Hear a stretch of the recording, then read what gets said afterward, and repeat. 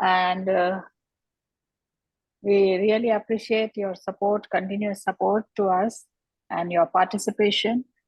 As the days pass, this webinar is becoming more and more interactive, and it's getting accepted more and more with the warm wishes of everyone. So we are starting another webinar series on the topic Alternative Investment Funds and Opportunities for Company Secretaries.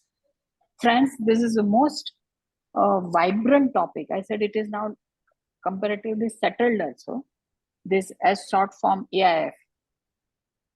So many AIF is set up in India and structured. SEBI slowly is having grip on it. A lot of compliance has come up.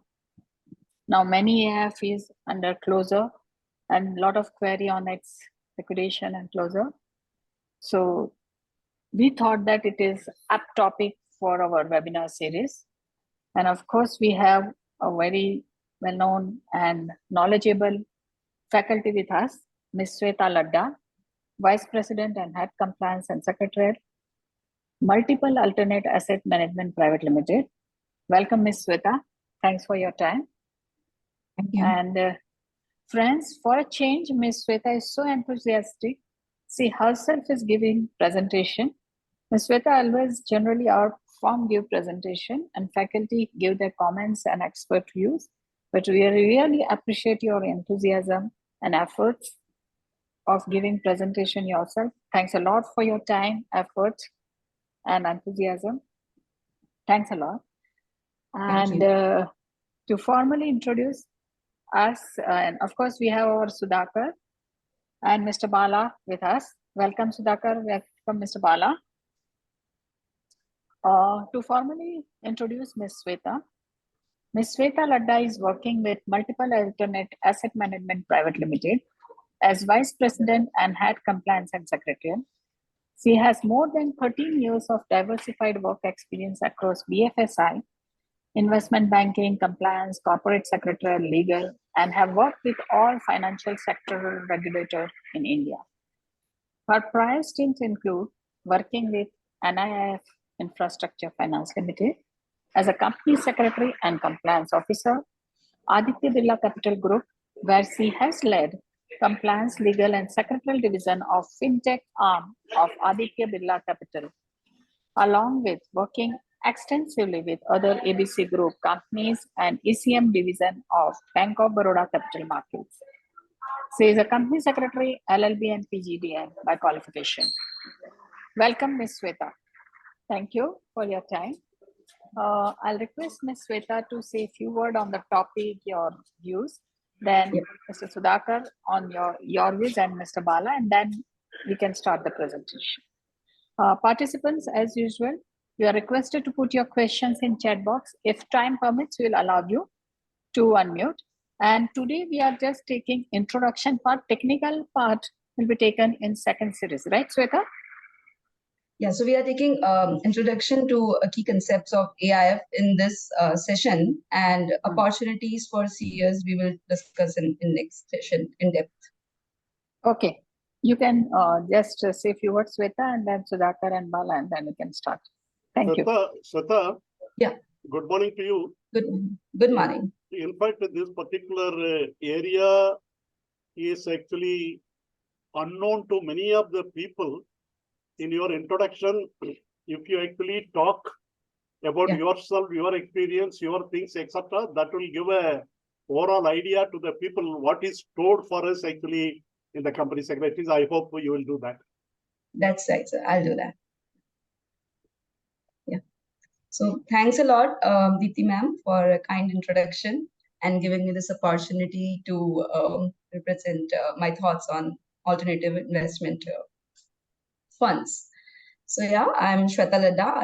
I'm working with Multiple Alternate Asset Management Private Limited. This is my company is an investment manager to various AIFs registered with SEBI, and is also a parent to investment manager, which is parent to investment manager to fund registered with IFCA authority, which is based out of Gift City, Gujarat. So before I start, I will give you some context, behind taking this session. So the idea behind taking this session is to make company secretaries familiar with this complex yet very, very interesting sector, which has a lot of opportunities for CS professionals in store for them. So private equity industry is one of the fastest growing financial services segment in India, and it has really picked up its pace since 2015, and it's set to have exponential growth in next 10 years. I can confidently say that we are in a golden age of private equity at this moment. This industry is actually responsible, or I would say credited, for startup boom in India, and for creating a lot of unicorns in India. Because of this industry, entrepreneurship is now a accepted livelihood in India. Before 2009 or 10, this was not the case. Entrepreneurship was not that much encouraged. People who are passing out from a premier institutions were encouraged to take up jobs. Now, because of this industry, young talent is not shying away from taking entrepreneurship as the livelihood thing, because they know if their idea is viable and they can take it to certain scale, they will definitely get backup from angel investors, venture capitalist, or private equity industry, all sort of, all are form of AIFs. And since this industry is growing so fast, this is catching regulators' attention also in a big way. In last 2.5 years, only SEBI has come up with more than 40 circulars catering to regulation and governance of AIF. And because SEBI has picked up this space, and a lot of changes are coming.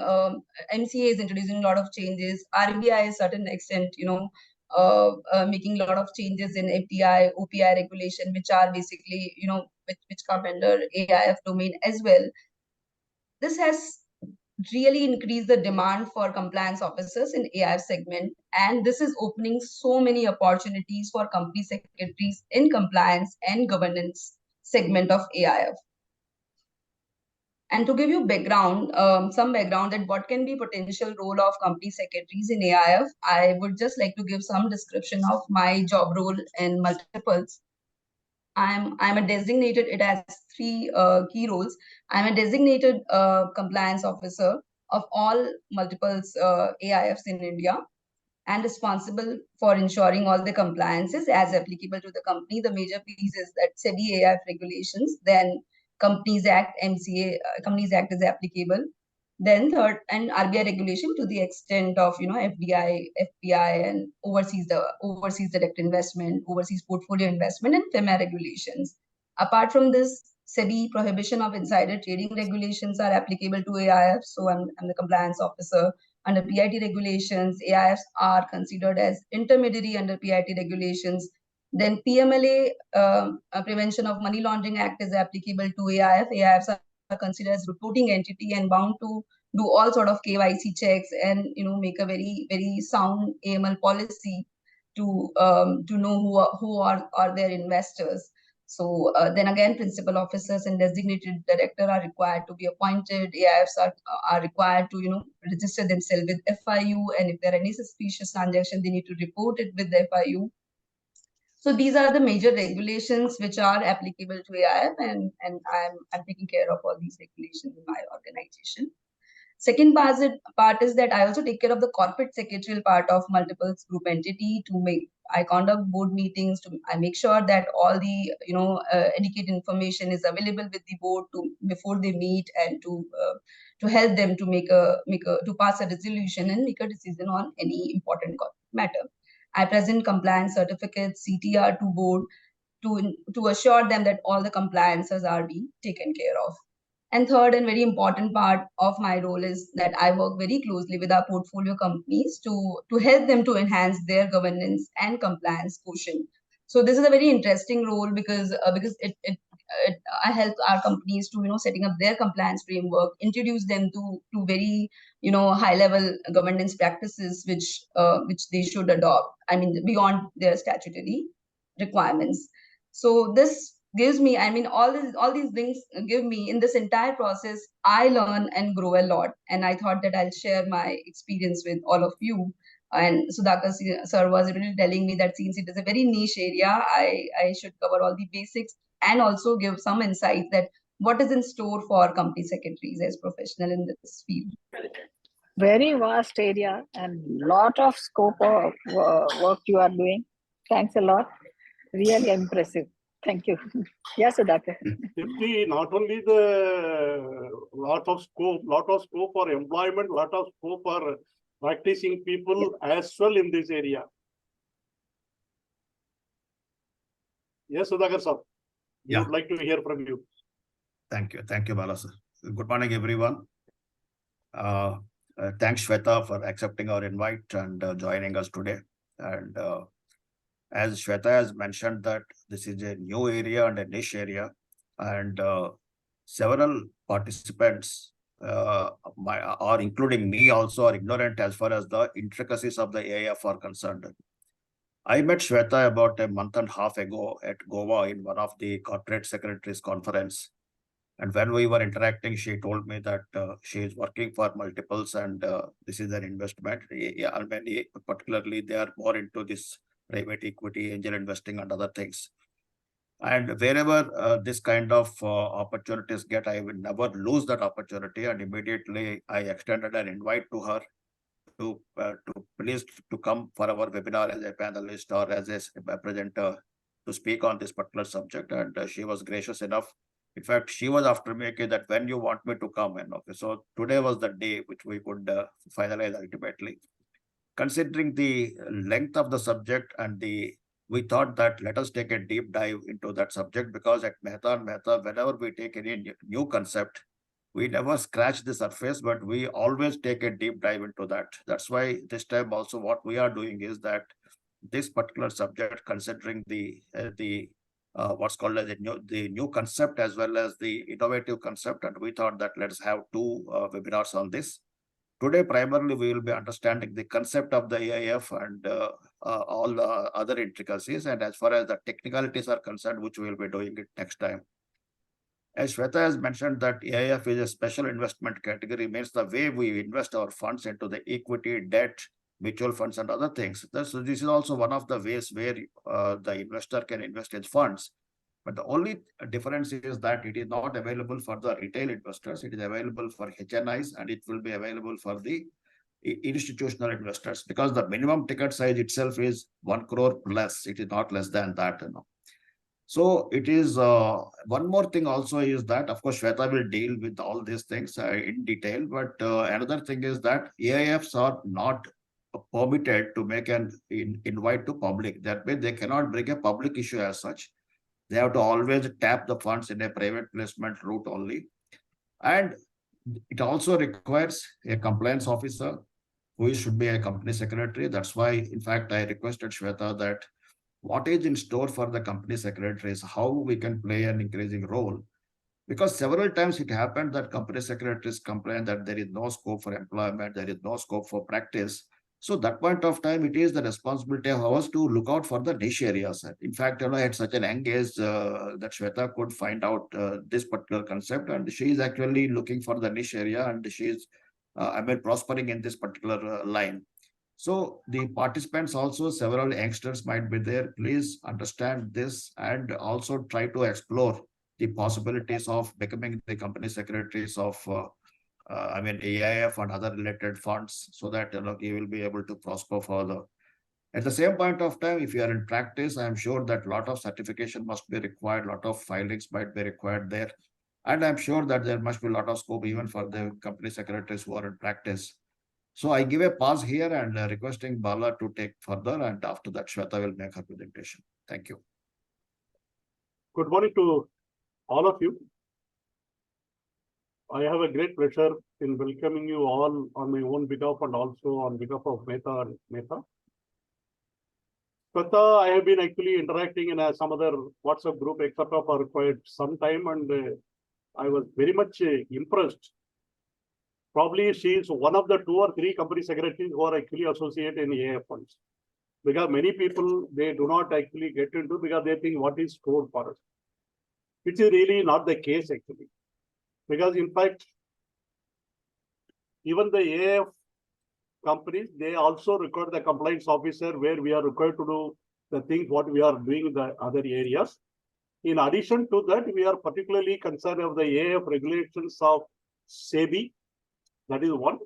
And second thing is there are a lot of encouragement which is actually coming to startups and the SME industries, etc., where they actually save the money from the private placement, etc., and other things and all. This is actually a good area for the company secretary to assist the board. And again, she is going to talk about in great deal about the various categories, etc., which I will not get into the detail. But the only thing is here, what happens, there are a lot of policies, procedure, statutory requirements, etc., which are actually involved where the company secretary, with our expertise, we can actually provide the necessary things to the board in flourishing this particular industry. That is one thing. And second thing is, of course, AIF is not only governed with the SEBI regulations. Wherever the overseas investment comes, we are also governed with the RBI regulations, the FEMA regulation, wherever it is actually required and called for. And again, you have to also deal with the various intermediaries in this process. So there are a lot many areas which are actually open to the company secretary, and plus there are a lot of certification work is also involved for the professional here. I think Shweta, with her varied experience, is going to take to. For me also, I am not personally involved except interacting only 2-3 people. I am also going to learn. It is definitely going to be a learning process as well for me, the greater extent in this area. I am looking forward to Shweta's contribution, her valuable experience sharing in this knowledge. Thank you all. Go ahead with Shweta. Thank you. Thanks a lot, sir. Shweta, before you go further, let me just say that somebody has sent me a message that this is not a new concept as such, but let me tell you one thing. No, I do agree that this is not a new concept. But at the same point of time, if you ask the company secretaries, if we conduct a survey, I don't think more than 10-15% of the people know the subject in depth. Whenever I say it is a new concept, means that, say, for example, InvITs and REITs, they are there almost for the last 5 to 8 years. But still, it is a new concept, according to me, that because unless until it gets familiarized with the fraternity right across, till such time we can say it is a new concept and it is a niche area like that. In fact, in the case, we are also, in the coming webinars, we are also trying to bring some good panelists even for the InvIT as well as REIT also, so that we will be able to explore our knowledge in that particular subject also. Yeah, go ahead, Shweta. Yeah, thanks. Yeah, Sudhakar, you rightly mentioned, because we are dealing in AIF. It's not new concept, Mehta, and that's why we brought it, that others also can involve. And that's why this is. Thanks. Sure. Thanks a lot. So, as Dipti ma'am already mentioned that I'm going to take 2 sessions on covering AIFs. So in the first session, I have segregated my presentation in 2 parts, which will actually spill over to 2 sessions. In first session, I plan to cover what is AIF, what are the regulatory concept of AIF, typical fund structure, and parties involved. And in the next session, I plan to cover various deal stages and across investment cycle and relevant opportunities for both practicing company secretaries and CS professional at various stages of private equity investment. And I'll also talk about governance structure of AIFs and opportunities for CS professional in the entire governance structure and compliance structure of AIFs. So I'll start with my first presentation. I think we have already spoken about it, that yes, I agree that AIF industry is not a new concept, but it has really picked up its pace since 2015. And since 2015, approx $327 billion is invested in India through AIFs, and $129 billion exits have happened, and AIFs have funded around 4,200 companies in India since 2015. So these are typical types of strategy. Private equity is a general concept actually encompassing both equity and private credit investments. So the type of strategy which private equity, AIF can choose their investment strategy, but they need to mention it there in their PPM, which is a draft prospectus, which they need to file with SEBI. So they can have a strategy of investing, growth capital that they will invest in a company after it has achieved certain stage, or they might invest in startups, or they might make a private investment in public equity that is a listed company, or they might have a strategy of buyout strategy where they are investing or taking a significant stake in a company. Then in private credit, these are basically debt funds. They can give their credit to performing companies, I mean, which are performing very good, but banks or NBFCs maybe cannot take exposure in such companies beyond a point because of their complexities of their structure and all. And under private credit, AIs can also have strategy for investing or helping companies in stress or special situation cases. So fund structures in India for equity is alternative investment fund. For debt, it might be alternative investment fund. It might be an NBFC or asset reconstruction company. Just to begin with, what is AIF?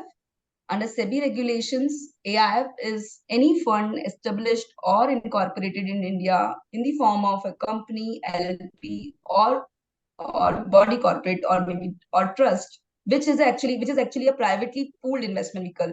As Sudhakar sir has already mentioned, that AIFs are not permitted to have make general advertisement or collect funds from general public. They collect funds on a private placement basis, and only on invite basis you can invest in AIFs. They collect funds from investor, whether Indian or foreign, and they invest it in the portfolio companies in accordance with the very, very defined investment policy and for the benefit of its investors. If AIF has mentioned one strategy that it is going to invest in startups, or it is an infrastructure fund which is going to invest in companies which are engaged in infrastructure projects, they have to adhere with this. There might be some exception, but this will be on a very rare basis. There cannot be a general change in strategy of AIFs. SEBI has also clarified that following shall not be considered as AIF, like mutual funds, collective investment schemes, or any other regulation, any other body corporate which is regulated by any other regulations like NBFCs, CICs, or family trust set up for relatives. Though the nature of investment of family trust is also very similar to AIF, they collect funds from relatives and invest in portfolio companies. But SEBI has given this exemption because family trust actually collect funds from very, very close set of group. Then ESOP trust are not AIFs. Employee welfare trust are not AIF. Then securitized trust are not AIF. Just a second. I think my screen is...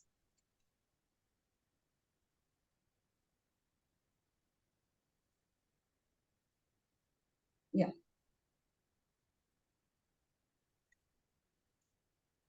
Next is regulations relating to funds in India. Basically, SEBI AIF regulation take care of AIFs in India. And now we have IFCA Fund Management Regulation 2022 as well, which actually deals with funds set up in GIFT City, Gujarat, and which are registered with IFCA. So in this session, I'm going to talk about majorly SEBI AIF regulation, which itself is a very, very vast concept.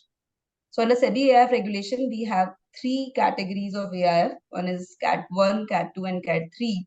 Cat 1, Category 1 AIFs are the funds which invest in startup. They are venture capital funds, or they might be special situation fund. Mostly these two are very popular categories under Cat 1. So there are other categories as well, like infrastructure fund, social venture fund, and SME fund. As I said that in its PPM, that is a private placement memorandum that AIs need to file with SEBI, they need to mention their investment strategy, whether they are an infrastructure fund. If they are infrastructure fund, they need to invest 75% of their corpus or their investable funds in the companies engaged in infrastructure projects. If they are a SME fund, they need to invest 75% of their corpus in SME companies or companies whose securities are listed on SME exchange. Cat 3 funds are funds which basically invest in listed securities or derivatives and deploy a lot of complex trading strategies to make returns for their investors. Hedge funds are also classified under Cat 3. And Category 2 investment funds, AIFs, are basically a residual category, which is not fitting in Category 1, and Category 3 are basically Category 2 AIFs. They primarily invest in unlisted securities, and they can invest in listed, but it should not exceed 49% of their investable corpus. So now giving you some comparison of different categories of AIF. So as I already Shweta, sorry, yeah. If I can just say, to the benefit of the participants, let me explain a bit more about these funds in this Tier 1, what you said. See, that primarily in Tier 1, there are 4 types of funds, what Shweta has mentioned. One is the venture capital fund. Basically, venture capital fund, they invest in the new entrepreneurial firms, which requires large amount of financing.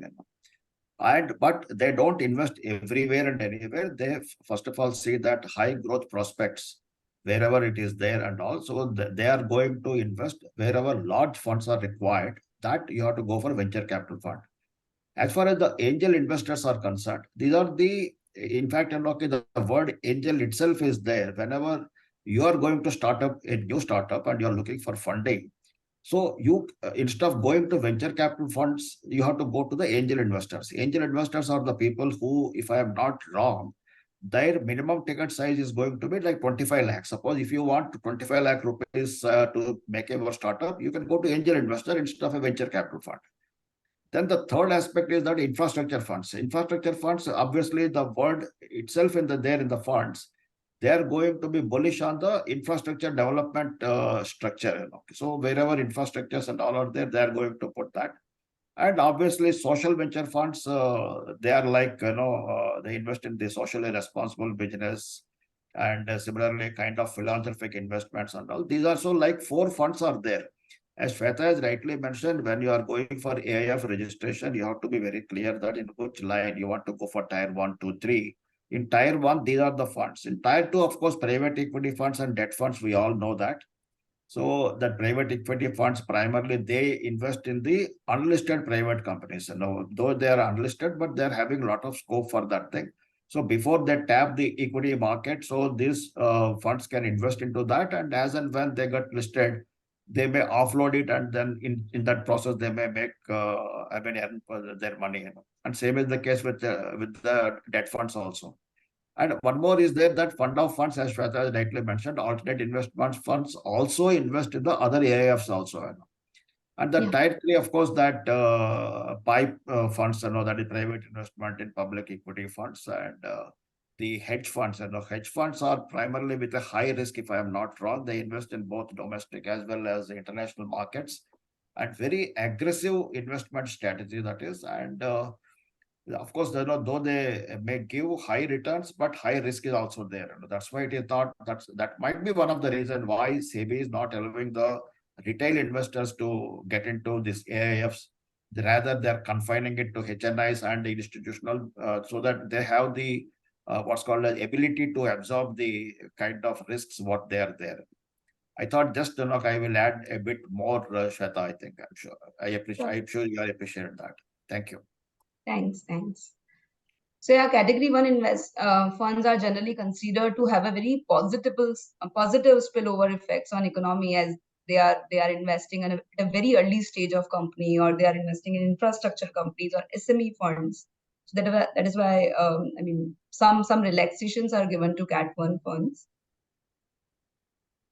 So now if we talk about comparison of different categories of AIFs, we have already spoken about the investment criteria. Then ability to invest in listed security. Cat 1 and Cat 2 have very limited ability to invest in listed security. However, Cat 3 funds can invest up to 100% of their investment can go to listed security. Diversification wise, SEBI has prescribed that not more than 25% of investable fund can be invested in a single portfolio entity by Category 1 and Category 2 AIFs. And for Category 3, it is not more than 10% of their investable funds can be invested in a single portfolio entity. In fact, I think Category 1 and Category 2, I think by and large, rather primarily, the investment is done only in the unlisted securities, correct? Mostly, yes, yes. Their strategy is most, but they can take up. I mean, They Cat 2 can, but that is a AIFs voluntary. can But the take up thing, investment yeah, up to primarily it is 49%. unlisted securities. Yeah. Yeah. And they are Cat 1 and Cat 2 are close-ended schemes. I mean, if their investment tenure is fixed, when they have announced their final closing of their scheme, they generally do not accept any new investors. Then if a new investor has to come in, it will be through transfer cases only. However, for Cat 3 AIFs, it is like mutual fund. They can remain open-ended also, and any investor can come in at any point of time, provided they are meeting other criteria as specified by SEBI. Leverage and borrowing. Shweta, I got one question. Yeah. Can the AI also can participate in the IPO? On Yes, the probably on the QIB category or something like that? Yes, yes. AIFs are classified as QIBs, so they are qualified institutional buyers. They can invest. They can invest in the IPO. They can. I mean, they will obviously do their own due diligence, and they will come as the anchor investors, and also there will be a separate cover. Okay. See, that mostly, if I'm not wrong, AIFs prefer the private placement route than in the public route, because in the private placement route, they will get that the kind of size what they want, which may not be possible as far as the IPOs are concerned. No, that is right. Generally, the strategy of AIF is to make exit in IPO through IPO. So they as I have IPO route is only for exit. For academical interest, I have that. Yeah. They can. I mean, so AIFs can invest in listed security through PIPE, like private investment in public equity. But most of AIFs will have Cat 1 and Cat 2 will have strategy, of divestment through IPO route. So they will come at a very early stage or a growth stage, will make company IPO ready, and then will look for exits, because they also have to give return back to their investors. So IPO is generally considered as a very good mechanism of exit. So primarily that what the AIFs do is that whenever they are investing in their clients or in the, that wherever in the industry, so that point of time, they are taking the risk. In that thing, what they are doing is that they wait for the rewards. And as Shweta, you rightly said that IPO is the time when they prefer to exit. That time they will get whatever the rewards for that risk, what they have taken years before. They will be in the receiving side. Yeah, in fact, they look for the, what you call the better reward, the shortest possible time, whatever it is. That is what it is looking like. Because I had one experience. I was working in a company which was a chemical company, which was actually taken over by the company which was primarily, in the oil business. When the oil business company took over, I'm talking about the Burma Castrol taking over the Posico group of company, which was a chemical company. They actually wanted to, dispose of this chemical division. They wanted to retain the oil division. So what happened that time when they were looking for it? I think probably they had gone for the venture capitalists who was shown the interest in taking a kid, but the venture capitalist came with the venture capitalist. But what he said is, okay, I will finance for everything. The management will not change. All the management will remain. They will deliver what is what. These are all my requirements. Then ultimately what happened? Suddenly over a period of time, the criteria, what we always used to talk, we will make a reasonable profit has changed. Minimum profitability, minimum gross margin. Mostly it has become, a target-oriented financial commitment. That is what it has happened. Yeah. He waited for about 1.5 years or something like that. When he sold off in a good business, made of money. That is the way they look after the things. As Shweta says, they are looking for the exit route. Yeah. So AIF through these, I mean, as you rightly mentioned, that AIF through their SHA shareholders agreement, will in a lot of ring fence their rights and privileges. They can ask for a board seat. They can ask for that the promoter, the CEO, shall not leave company for so and so, unless it is unless it is because of death or some health issues. So they can put a lot of restrictions through which they would want to ensure protection of their funds, because they are investing large amount of funds and they might be giving exit to previous venture capital fund, or they might be giving they might be, making investment through secondary deals as well. So obviously, to protect their interest, they can come out with a lot of restrictions and requirements. So next is that leverage in borrowings. Cat 1 and Cat 2 AIFs are not allowed to borrow directly or indirectly or engage in leverage except for meeting some temporary funding requirements for not more than 30 days and not more than 4 occasions in a year. However, for category 3, since they apply a lot of complex strategies, they are involved in hedging and derivatives transactions, SEBI has allowed them to take leverage. 100% of additional exposure is permitted. Next is continuing interest. It is just to ensure that manager has some skin in the game, so that SEBI has asked manager, investment manager or sponsor also to invest in AIF to the extent of 2.5% of corpus or 5 crore, whichever is whichever is lower. And this amount shall be locked in till the complete life cycle of AIF. They cannot, redeem it, and they cannot compensate it by way of, saying that, okay, I will not take management fee to that extent. This is the hard money which manager or sponsor has to actually bring in or contribute towards AIF. For category 3, it is little higher. They need to invest, at least investment manager need to invest at least 5% of corpus or 10 CR, whichever is lower. Next is income tax pass-through based taxation. Cat 1 and Cat 2 are considered as a pass-through investment vehicles. That means taxation is not levied at AIF level. It is levied at the investor level. So when the money comes to investor, it is treated as if fund never existed. Investors directly invested in portfolio companies, and the nature of income also remains same. If it is a capital gain, investor need to pay capital gain tax. If it is dividend, then dividend taxations will be applicable. And if it is interest income, interest they have to pay as if there was there's a tax in interest. So it is not considered as that AIF don't need to, Cat 1 and Cat 2 AIF don't need to pay any taxes. They just need to, they can deduct TDS, and the taxation will be at the hand of investors. But however, for Cat 3, AIFs need to pay tax. So coming on to next slide, which says that typical fund structures and parties involved. So as we can see in the triangle, there's a fund entity which is actually registered with SEBI, which is called AIF. Then there are investors who are funding this AIF, who are making investments in this AIF, and then AIF further making investment in portfolio companies. And these 3 entities are basically sponsor, trustee, and investment manager are regulatory concept. Investment manager is an entity or where employees of the AIFs are basically working for, which manages the entire fund of AIF, which take calls on behalf of fund, where to invest, where not to invest, deciding upon the exit strategy, investment strategy, portfolio management strategy. So these major calls are taken by investment manager. However, trustee, there is also a trustee which has a fiduciary responsibility towards investor or the beneficial owners of the AIF. They define a scope or framework within which investment manager will operate, and if it needs any deviation, it will go to trustee, and then trustee will evaluate that thing and will allow for that deviation. Then there is a concept of sponsor, which is actually setup of the fund entity, and it needs to be a fit and proper. All trustee, investment manager need to be fit and proper person, and sponsor and investment manager basically can be same. There can be investment manager can also act as a sponsor.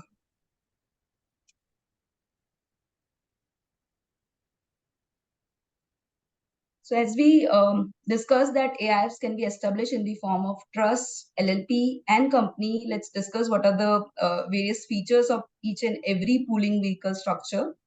If you establish your AIF, which is in a form of trust, which is a very popular market practice, you will need settler and trustee. Investment manager will be there irrespective.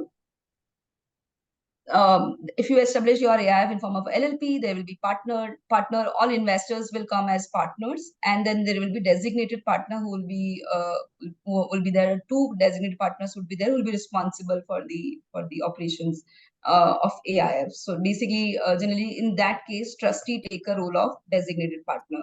And if you are established your AIF in a form of company, there will be shareholders. All investor will come as a shareholder, and trustee will appoint directors of that company. This is the least popular form of AIF, because then winding up the company, liquidation of the company is a very, very tedious process. So the most preferred form of establishing AIF is trust. Then in trust, controlling person is trustee. However, the manager is investment manager who is managing the entire show for AIFs. In LLP, it is designated partner. In company, it is board of director.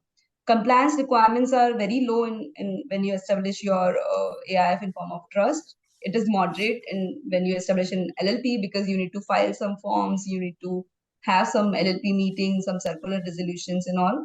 And then for company, it is very high because you need to file your financials, you need to have board meeting every 120 days and all this thing. Client confidentiality is very high. I think, Shweta, there's a compliance requirement and client confidentiality. Both are the major reason of popularity of trust format, right? Yeah, thanks. So when your AIF is in form of trust, you don't need to disclose your beneficiary list unless, I mean, there is UBO or somebody is holding more than 10% and all. But if you have LLP, then client confidentiality is again, little high, because for LLP you need to file forms which gives details of all the investors. For company, it is moderate.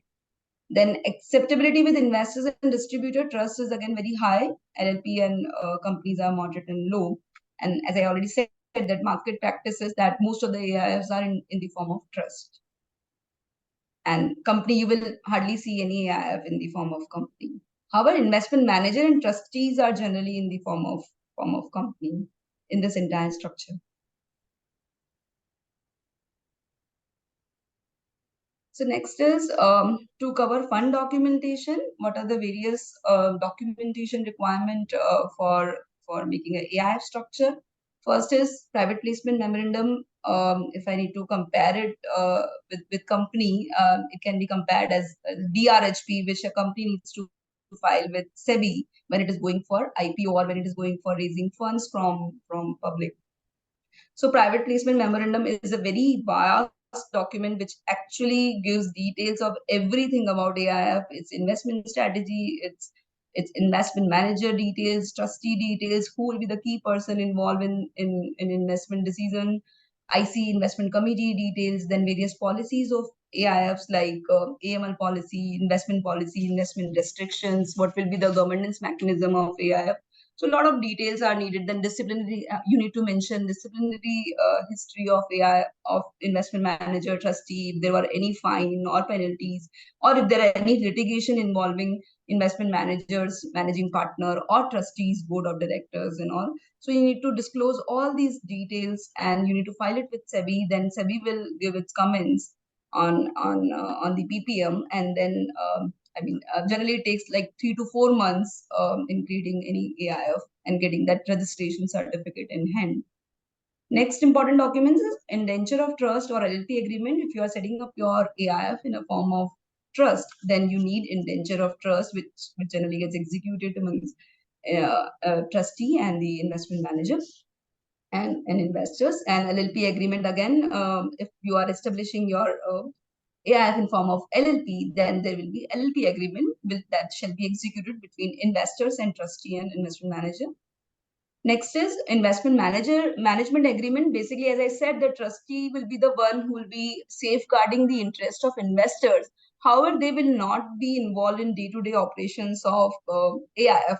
So investment manager will be the one who is taking calls on behalf of fund. So this authority is given by a trustee to investment manager, that they can operate within this defined scope. They can operate the bank account of AIFs, they can make investment decisions, their IC is authorized to take calls and determine how much they will be investing in a portfolio company, how much stake they will be taking, what will be the valuation. So these all powers are given through investment management agreement by trustee to manager. Then there is a contribution agreement, which is again nothing but a document which specify the contractual rights of investors and contractual rights and obligation of investors, that how much they will be investing in that AIF, how much they will be making their capital commitment, within how many days they need to make investment whenever investment manager calls for this these funding requirement. and what are the grievance mechanism available to them, what are the legal recourse available to them if there is any dispute between investment manager and investors, who maybe arbitration or court mechanism. So contribution agreement set out the contractual rights and obligation of investors and investment manager.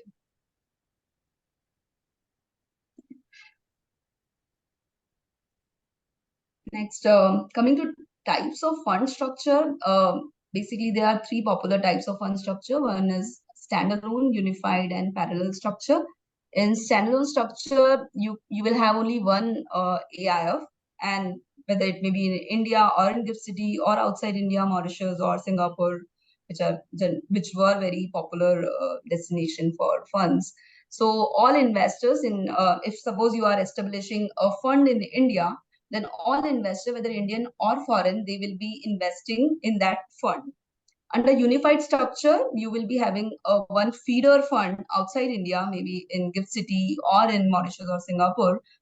All the foreign investors will invest in that feeder fund, and that feeder fund along with Indian investors will invest in Indian fund. So the fund entity which is making investment in portfolio companies will be one, and it will be taking foreign investments through feeder fund or Indian investment through Indian investors.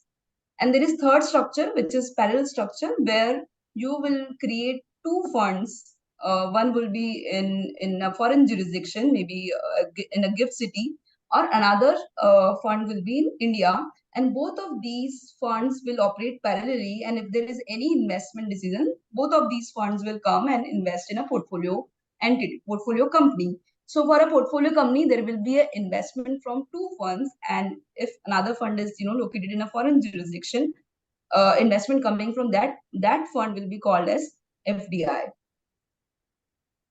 So there are various criteria for selection of these fund structure, what kind of investors you are having, India or offshore. If you are having only Indian investors, then obviously you'll go for a standalone structure.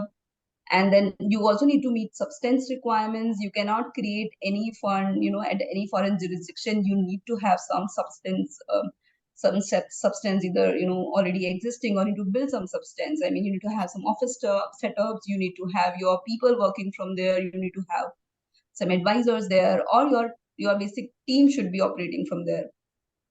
Then it also depends on the investment strategies and restriction, whether you have investment strategy of investing in listed company, then maybe India or unified structure will be more favorable to you, because in listed company, if a foreign fund is making investment, it will be considered as FPI or FDI, so it will be real difficult.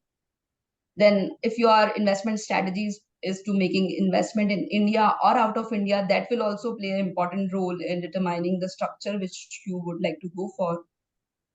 Then there are various other parameters like applicability of regulations. If you are having a parallel structure, then obviously FDIs and overseas FDI investment will kick in, and then you need to take care of whether the sectoral limits are met or not, or then you need to be very, very mindful of all these things when you are investing in a portfolio entity. Then consolidation of corpus. So under unified structure, because one fund is making investment in portfolio entity, whatever is the corpus of that fund is considered as a total corpus, and that fund will be having investment from feeder fund and Indian investors. That fund will be having a larger corpus. Vis-a-vis, if you have a parallel structure, there are two funds which are actually investing in a portfolio entity, and foreign fund, there's one foreign fund and one is Indian fund. So corpus is not generally get consolidated. So if you have Indian investors, suppose say insurance companies are not allowed to make investment exceeding 10% of the corpus of Indian fund. So suppose there are two parallel fund. Indian fund is having 1,000 crore corpus and foreign fund is having 2,000 crore corpus. For the purpose of insurance company as investor, they can invest only up to 100 CR in that Indian fund. Corpus will not get consolidated. So these are various criteria which actually plays a very big role in determining what kind of structure you will go for. So I've again explained the structure. So for a standalone structure, offshore investors and Indian investors will come and invest in Indian AIF, and then Indian AIF will invest in portfolio companies. So there will be only one fund. So issues are that SEBI approval is needed for, if you are making any investment outside India, then you will obviously need SEBI approval. There are leverage restrictions. GST of 18% is charged on the entire management fee. Then offshore investors who are directly investing in India AIF, they need to apply for PAN and file IT returns. But when you put the leverage criteria, just to go back to that, here you actually said maximum 30 days and 10% 4 times in a year. Is there actually also a limit or something like that? What we have debt equity ratio 2:1 like that. Here also they do have certain limits or something like that. This will remain within that limit. They say that I mean, as per AIF regulations, category 1 and category 2 AIFs cannot borrow for making. I mean, if they are equity, they cannot borrow to make investments apart from meeting their temporary fund requirements, and their borrowing cannot exceed more than 30 days. So if they have borrowed to meet some temporary fund requirements, they have to return it back within 30 days. And they cannot borrow more than 4 times in a year. So these are the restrictions which SEBI AIF regulations has put in. Since in standalone, there will be only one fund, which will be India AIF, all AIF regulations will come in. Okay. Next is unified structure, which is basically a feeder fund outside India. So India investors pool in India in India AIFs, and offshore investors will invest in offshore fund, and then this offshore fund will invest in India AIF. So for the portfolio company, there will be only one AIF which is investing in them, but actually there will be two funds. One is feeder fund and one is India fund. So SEBI. So again, the issue is that because Indian AIF is basically registered with SEBI AIF regulations, so leverage restrictions will kick in. SEBI approval will be needed for if you want to make any investment outside India. Then GST at 18% is on entire management fee for the entire fund. Also for the offshore feeder fund.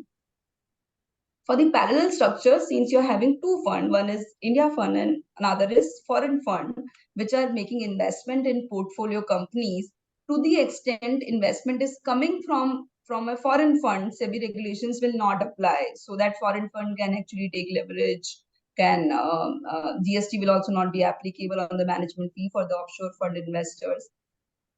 But however, whenever that foreign fund is making any investment in portfolio companies, FDI regulations will kick in. And then you need to see whether that portfolio company is operating in a sector, whether FDI investment is permissible, not permissible, up to what extent it is permissible. And no consolidation of corpus, because in this case, there are basically two funds which are making investment in portfolio companies.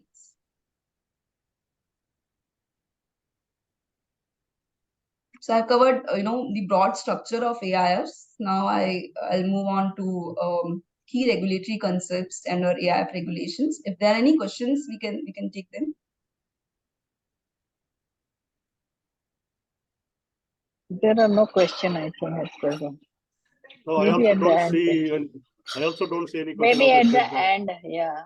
Okay. So the key regulatory concepts under AIF regulation, as I already said, that there is one requirement of continuing interest, that SEBI AIF regulations say that investment manager and sponsor should have some skin in the game. They should not be investing just others' fund. They should also be, having some of the their own funds deployed in that fund, from which they will be investing in portfolio entities. So we have already talked about it. It is 2.5% of ICR, whichever is lower. And for CAT 3 fund, it is 5% or 10 CR, whichever is lower. And this cannot be set off by way of, reduction, or, by way of setting off of the management fee, that that investment manager will not charge the management fee, or the management fee which is due in next 1 year will get set off by this thing. This cannot be done. They have to put in some hard cash in that. Kanchan Sharma is asking, How difficult is it to set up an AIF in India? So if you have right set of people, investment manager, trustee, who are having some experience, and fit and proper person as per SEBI guidelines, and you have connects, you are confident that you will be able to raise funds, because as Bala sir has mentioned that minimum investment size in AIF is 1 CR, then it is not very difficult. Within 3-4 months, or maybe a maximum 6 months, you will get a registration certificate from SEBI. Thank you. So the minimum tenure for Cat 1 and Cat 2 AIFs are required to have minimum term of 3 years, and then they can extend their tenure of closed-ended AIF is permitted for a period of up to 2 years, but they need to take approvals from 2/3 of unit holders. Suppose in your fund documents, you are defining your tenure as 10 years, you can, or 8 years, you can go up to, you can extend it up to 10 years if you are not able to find a right exit for any of your portfolio companies, but you need to take approval of 2/3 of your unit holders by value.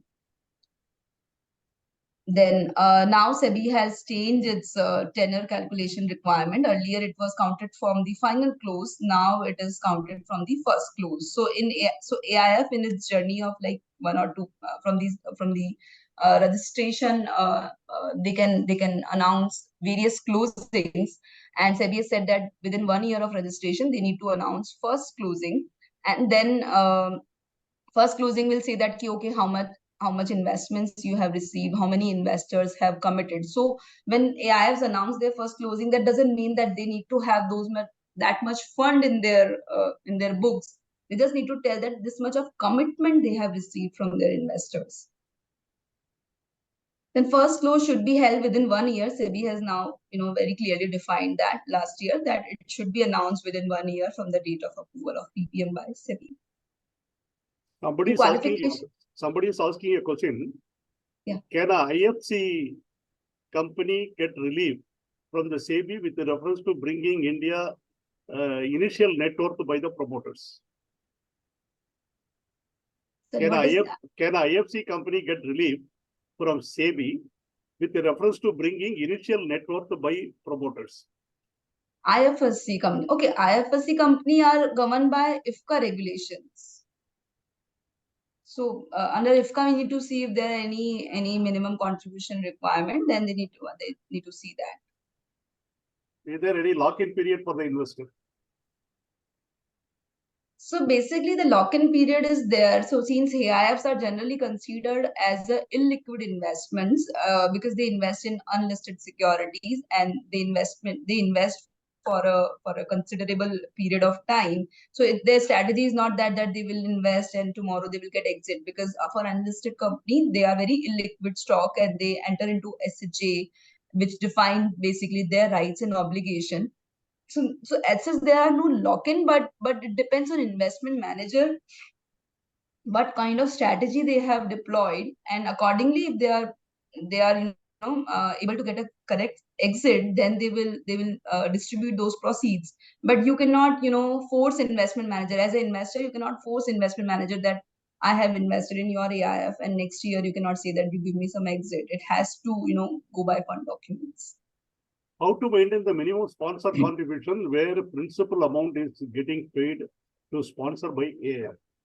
So that will be a different thing. So that you need to ensure that 5 CR, whichever is or 2.5% of your corpus, that you do not take proceeds. If AIF will while making distribution, AIF will account for that this much amount I cannot pay. Over and above that, if you have invested as a sponsor, if you invested suppose 100 CR, then whenever exits are happening and whenever AIF is returning the distribution proceeds to investors, it will return those funds to sponsor also. But it need to be very, very mindful of that 5 CR is always maintained till the end of fund life. Holding company of IFC company is SEBI registered PMS company? Holding company of that is okay. That is possible. First close is to be declared Within within 1 1 year. year. Yeah, that's Or- right. First. Yeah, that's all I think. Yeah, go ahead. Yeah. So as we have talked about tenure, then qualification of key investment team of manager, they say that SEBI has now relaxed. Earlier, there was a requirement that key personnel having not less than 5 years, there should be at least one key personnel which is having experience not less than 5 years in advising or managing pool of capital or fund or wealth management. Now SEBI has relaxed this requirement and they have come up with a certification requirement. They're not prescribed which kind of certification key person need to have. But they are saying that considering a lot of young talent is applying for creating AI hubs, and they are very confident that they can pull in money from investors. They don't want to restrict, or they don't want to restrict these people by stating that you need to have 5 years of experience. If they are confident that they can pull in investors, SEBI is okay with that. However, SEBI has said that you need to have some sort of certification requirement. They are yet to prescribe which kind of certification is needed. Apart from that, at least one key personnel will have a professional qualification in finance, accountancy, management, capital markets, and economics.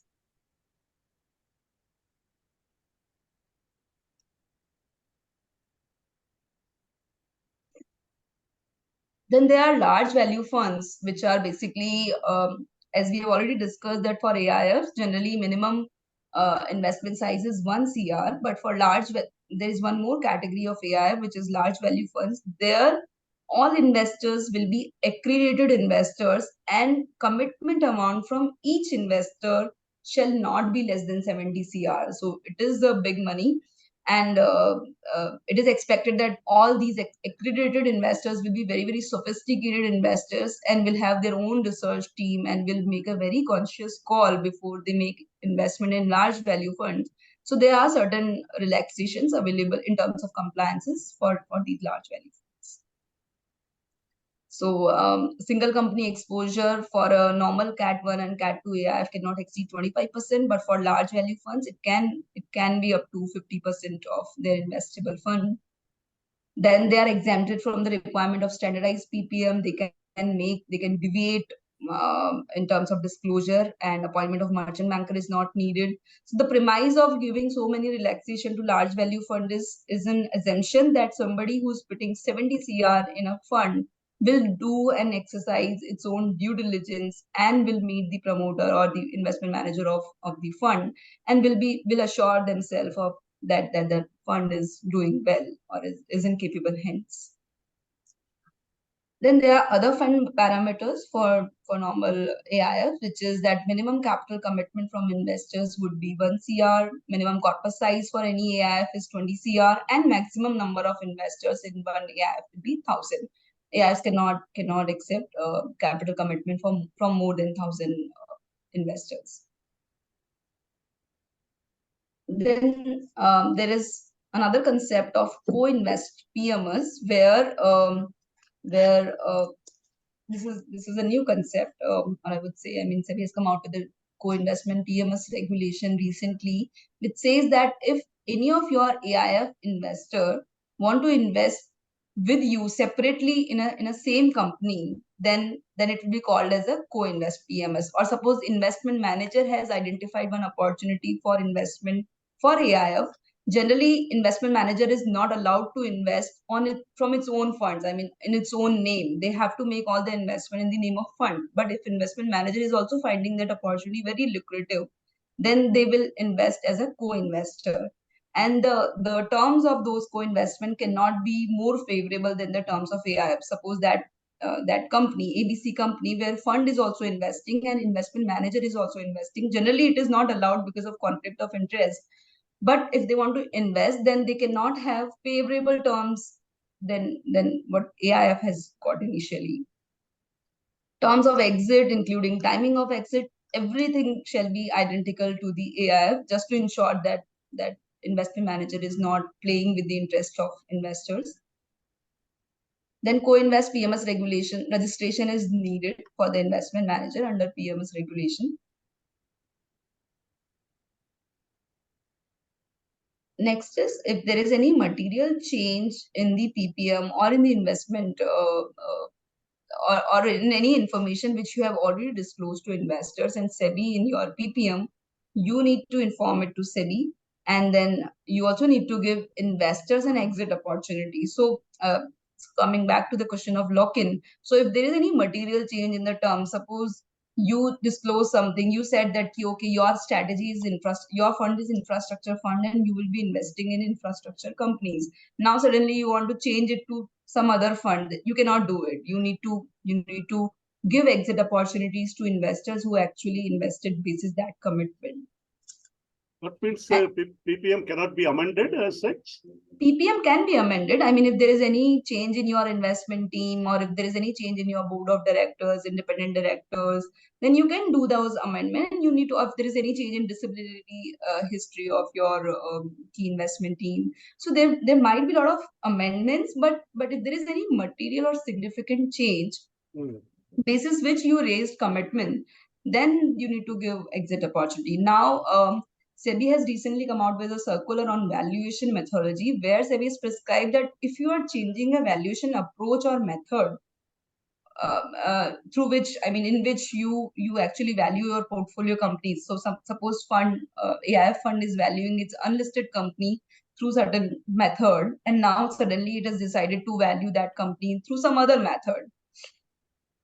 Maybe some PORI or DCF methods, and SEBI is considering that also as a material change and asking AIFs to give an exit opportunity. This is a very, very draconian change. I mean, this is yet to be implemented from 1st October. After 30th September, it will be implemented. So AIFs are seeking clarity from SEBI that what do they consider? I mean, what do they mean by this material change in valuation methodology? So the idea is just to ensure that AIF should not, I mean, investment managers, the strategy cannot be, cannot run basis whims and fancies of investment manager that someday they decided something and the other day they are, changing the mindset and playing with the funds of investors. So if there are any material change, you need to give an exit opportunity. My point of asking the question is, you have given the placement management to the SEBI. SEBI is already holding it. Now you want to bring about the changes in the placement method. If you want to do the changes, can you actually do it, or you can intimate the SEBI, or you need to take a permission from the SEBI for bringing the changes? If there are normal changes, you can do it. Suppose there is a change in PPM, you have included your AML policy, and if there are some changes, you want to introduce more, more restrictions, and you want to introduce more safeguards in your AML policy, you can do it. If there are some investment restriction which you want to amend, so then you need to take approval from unit holders, and then you can change it in your PPM, and then you can file it with SEBI. Okay, so that means I can link back what you said. If there is a material changes, that will call for approval. That will call for approval, and if there is any very significant change, then you need to give exit opportunity to your investors. Yeah, that is what I'm saying. Anything, whatever things, the routine things, etc., changes you can bring out, but material changes cannot be done that easily unless until you have the necessary exit route or whatever it is required. Yes, that's right. Okay. And then if there are any changes during a course of 1 year, then you need to file an annual update of PPM. Suppose your director, one of your independent director has resigned, or maybe there is some changes in your key investment team. Some new people have joined in. Then you need to make all these necessary changes in PPM, and you need to file that updated PPM by April 30th of each year, and then needs to be certified by merchant banker. AIF fund can also accept the joint investor? Yes, they can. Okay. But the joint investor, I mean, they have some relation, blood relation, or husband, wife. So that means only myself and my spouse. I cannot be myself by my friend. Yes. Okay. I mean, it cannot be, from two different strangers. Okay. In fact, if I'm not wrong, even when you are investing in the AIF, when the ticket size is 1 crore, you can joint holder can be your relatives. Then you can put it together.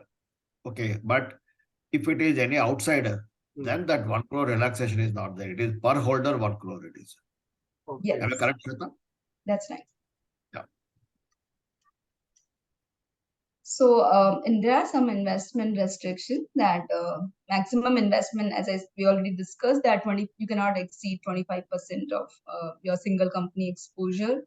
Investment can be made directly in portfolio company or indirectly through another AIF. Suppose a fund of fund, as Sudhakar sir has already mentioned, that there are fund of funds as well, which basically invest in other AIFs. So, but once you have invested in other AIF, as a fund of fund, you have invested in other AIF, that AIF can again not, further invest in another AIF. So there cannot be 3 layers of AIFs investments. Then AIF shall not buy or sell from the following. I mean, just to avoid the conflict of interest, they cannot buy or sell from their own associates, AIF sponsored by same manager, sponsor, or associate, or any investor who has committed at least 50% in the AIF. Just to avoid conflict of interest, SEBI has prescribed this mechanism that without getting 75% approval, I mean, to say that the special resolution in Companies Act, so they cannot do these conflicted transactions without taking proper approvals. For Cat 1, at least 75% to be invested in venture capital undertakings, infrastructure, SME, as per the subcategory applicable. We have already discussed. For Cat 2, major investment will be in unlisted companies.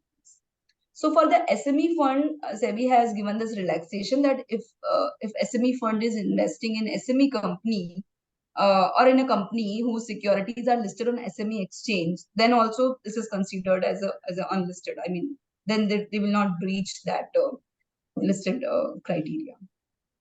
Someone is actually asking, what are the most common lapses identified by SEBI in the AIFs in India?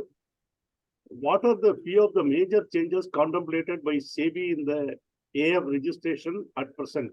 Example, you have mentioned about the change of valuation policy. Yeah.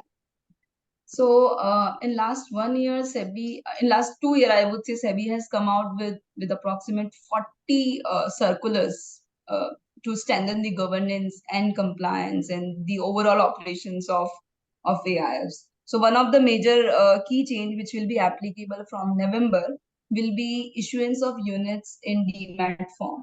So AIFs invest in their portfolio companies and they get shares in demat form generally. However, when AIFs issue their units to their investors, it is generally in the statement of holding form. So they are not demat, they are not in a demat form.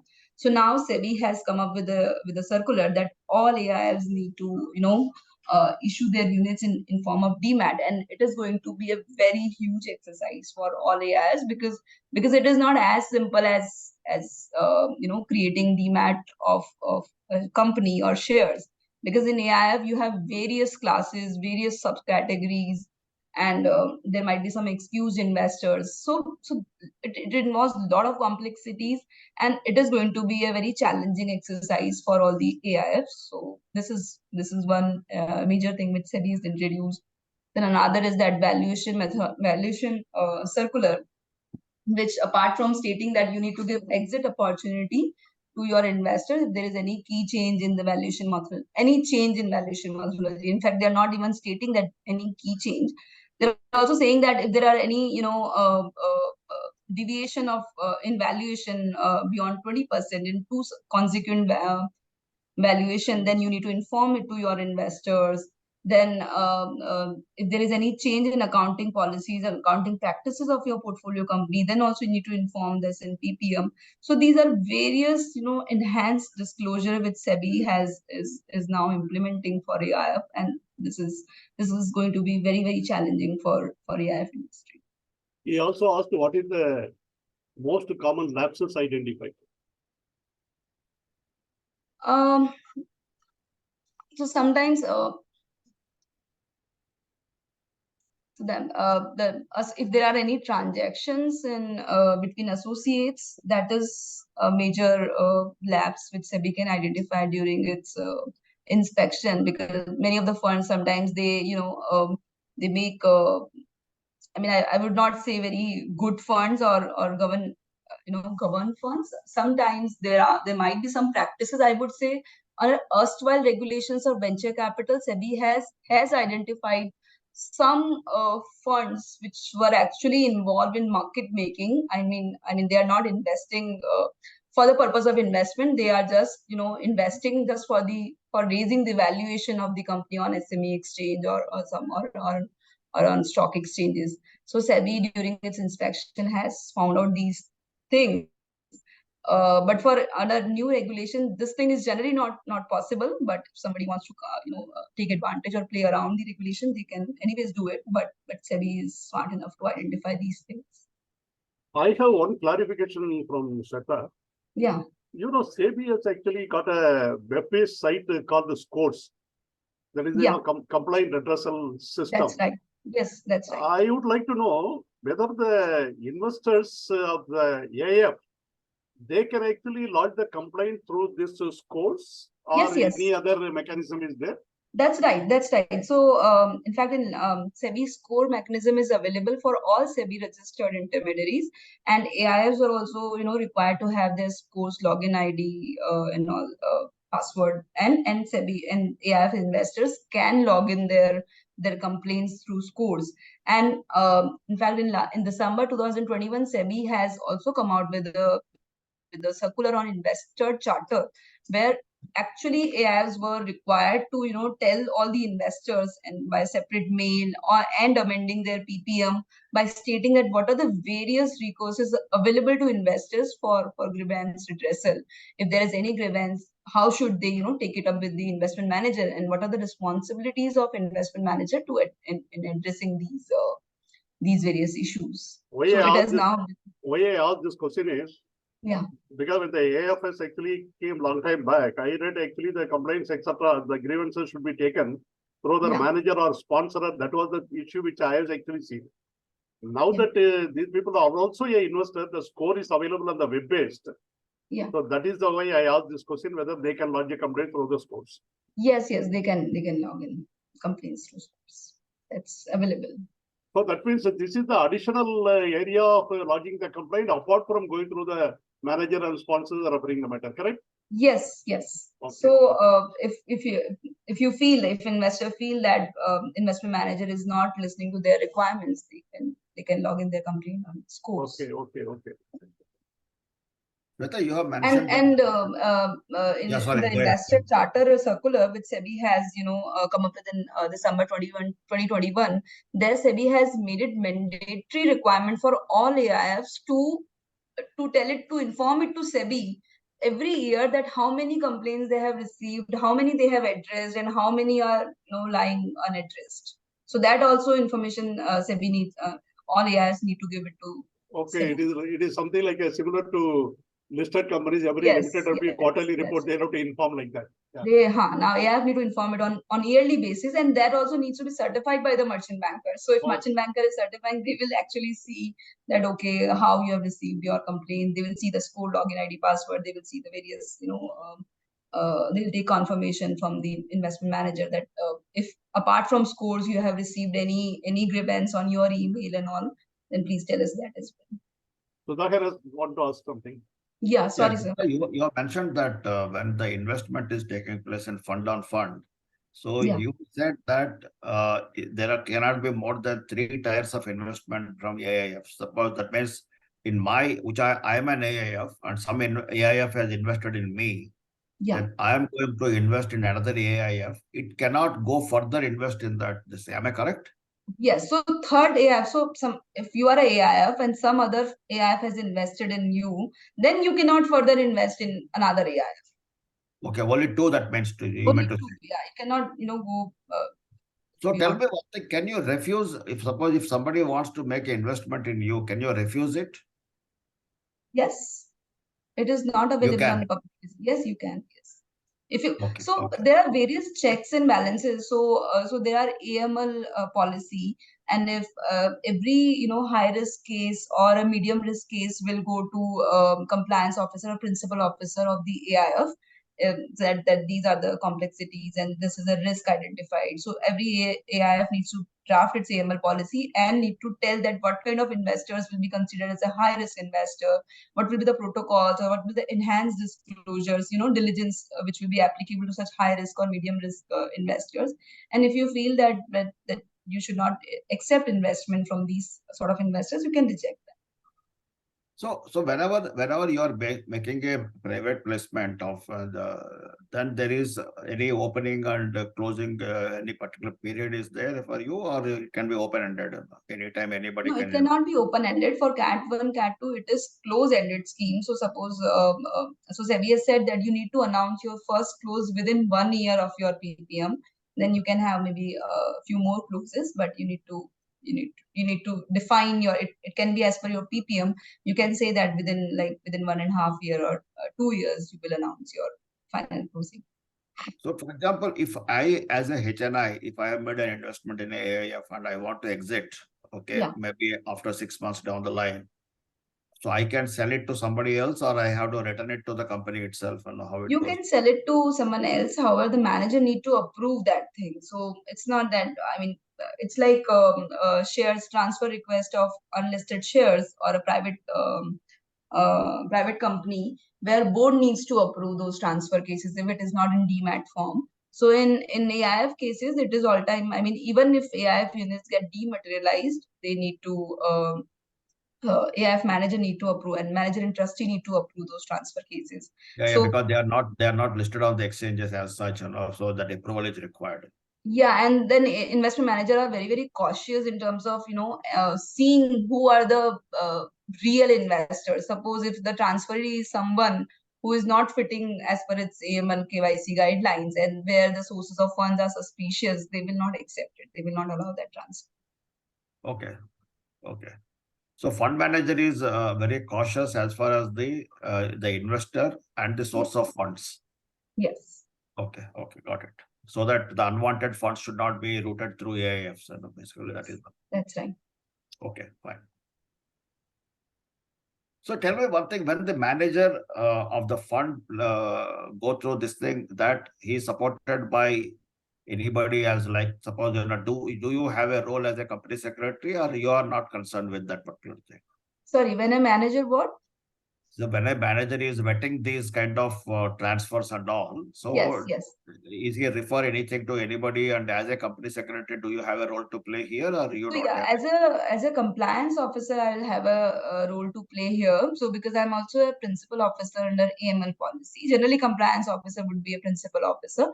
So principal officer is actually responsible for having a supervisory check over all the investors of the fund and all kind of transactions.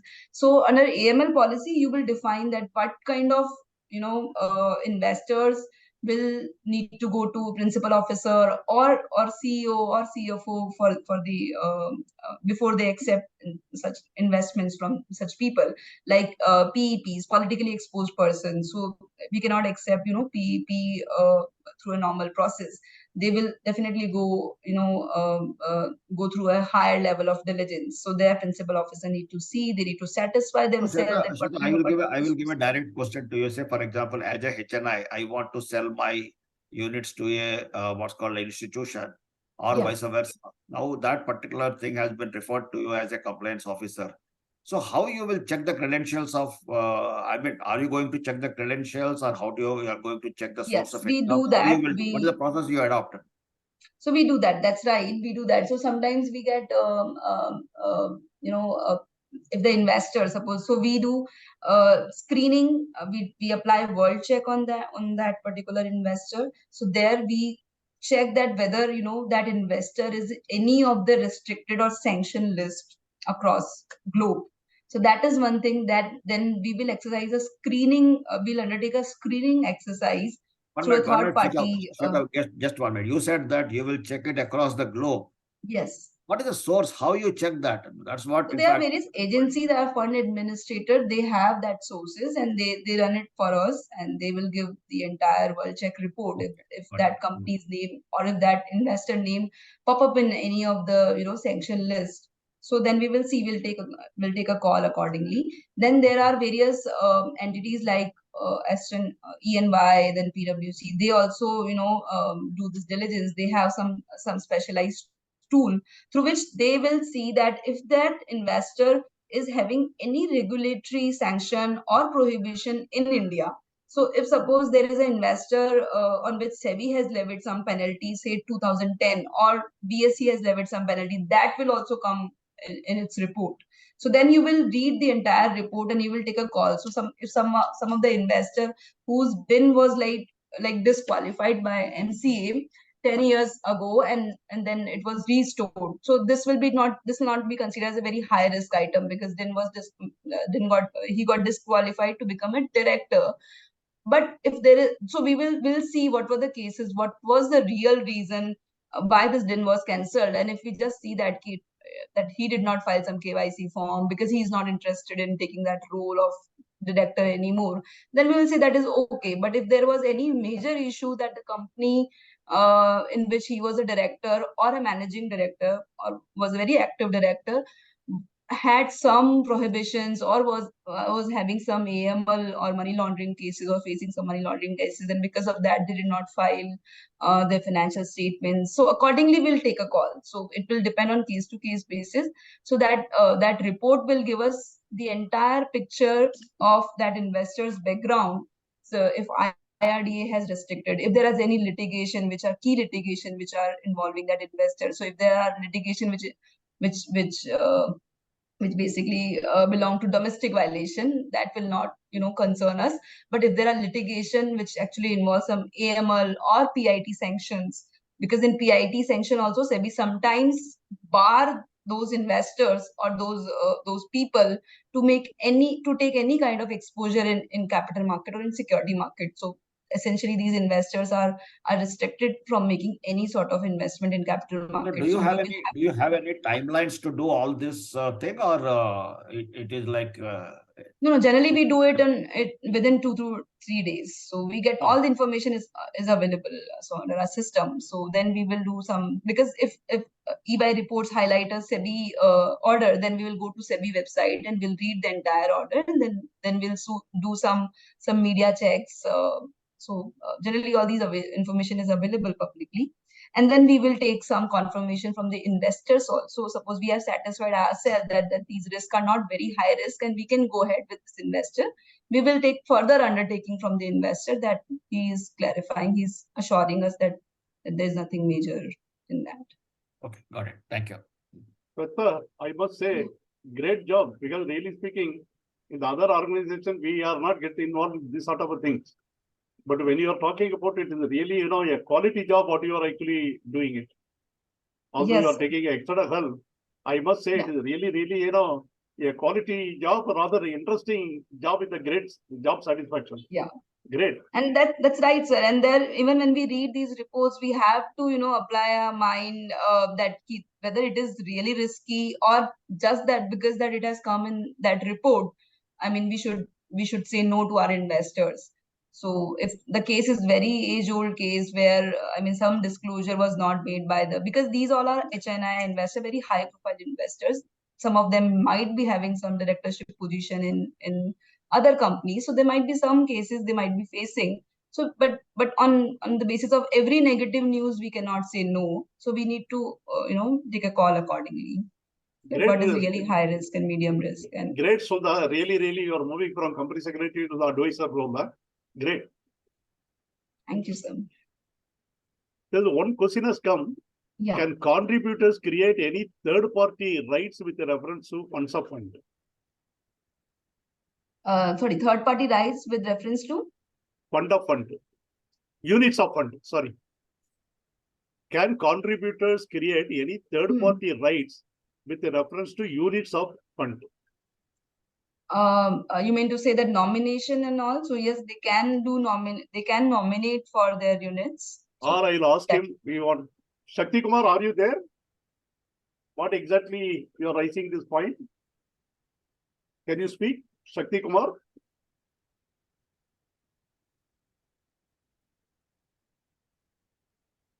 Pledge. He's asking pledge.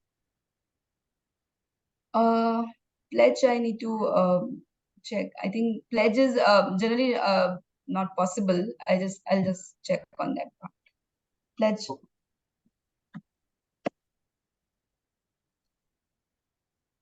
Pledge is allowed, basically. Sorry, pledge is allowed. Pledge is allowed. Okay. Pledge is allowed. And nominations are also allowed, but you cannot, you cannot, in your contribution agreement, you cannot give third party rights. Yeah, I think From the even acts.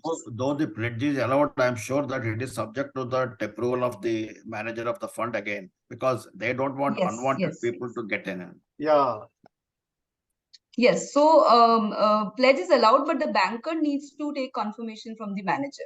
So that's right, Sudhakar sir. So it is subject to the approval of manager. Correct.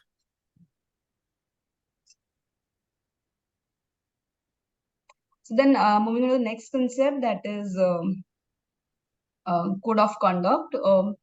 So SEBI has, in 2021, again, SEBI has issued a very large circular defining what kind of code of conduct KMPs of investment manager, trustee, their respective directors, investment committee need to follow. It is basically a governance framework for all these peoples associated with AIFs. And it defines that what are the best mechanism to avoid conflict of interest. IC need to say, IC members, investment committee members need to say that they are not having any conflict of interest, or they are having, I mean, just to ensure that all the respective people are doing or performing their role and responsibility diligently. SEBI has come out with this code of conduct that manager need to have appropriate risk management frameworks in place. Trustee need to see that investment manager is actually operating within its framework. Trustee need to maintain its own independence and to assure or ensure that appropriate guidelines and frameworks are in place to avoid any kind of conflict of interest. So this is basically to take care of the governance aspect of all the key people involved around this AI structure. It is sponsor, it is trustee, it is investment committee, it is investment manager, their respective directors and designated partners. They all need to ensure that they are operating well within the framework of code of conduct prescribed by SEBI. there's one question has come actually. Yeah. In your experience, are category 3 funds are allowed to take indices, Nifty, B's Nifty, ETF as cash and cash equivalents for the purpose of arriving at NAV? He is referring some section 5 to 10 of Master Circular. What are the industry norms? So that is, I think, allowed for CAT 3, because as I said, that CAT 3 funds, I mean, itself is a very vast segment, and they are involved in all kind of hedging strategies and complex strategy where they are taking exposure to derivatives and all. So they are allowed for this, but the guideline is that whatever you have mentioned in your PPM, you need to follow those rules. You cannot deviate from those practices. He has put one more question from Q1, from the question on above. Can the cash purchase option be written on Nifty, B's Nifty ETFs if they are considered as cash equivalent? Sorry, where is that question? I would like to read that. Yeah. We wish to hear from him with the purpose of. First question you answered. This is the Okay. second question you're asking. Arising out of the first question he's saying. Written on Nifty. So I think these are very niche strategies which under which CAT 3 AIF need to operate in. If that they have mentioned in their PPM, basically the underlying principle is if they have mentioned that in their PPM and SEBI has approved it, this is okay to go ahead. Then he is putting a third question.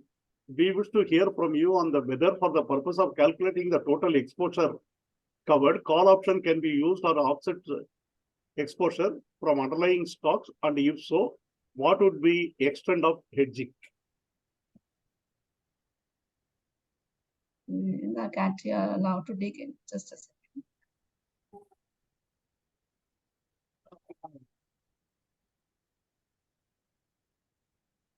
For the purpose of calculating total exposure, covered call exposure can be used.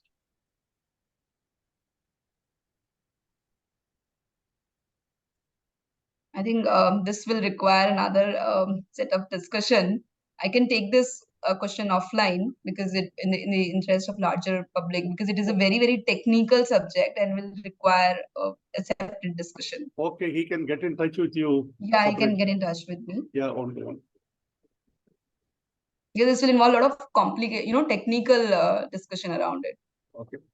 In case of the demat, whether trading and pledging of the units will become possible. No, it will not become. Trading will not as become I, possible at all.